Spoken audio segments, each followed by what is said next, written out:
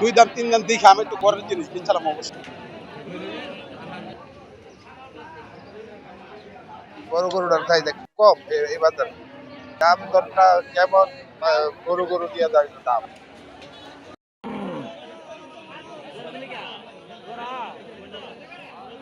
বাইশপূজা ঐতিহ্যবাহী বাজার সবাই জানেন।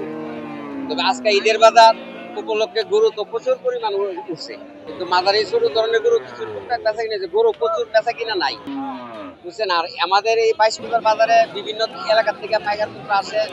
তাদের একটাই সুবিধা, এখানে আমরা হাসির খুব কম নেই।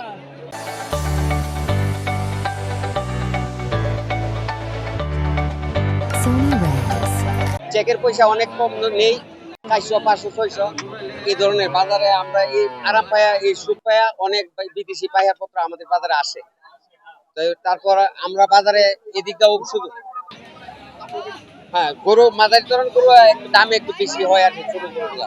তবে গরুর সেটা খুবই ভালো এবছর, এত তেমন একটা দাম না, ভালো, মোটামুটি ভালো আছে।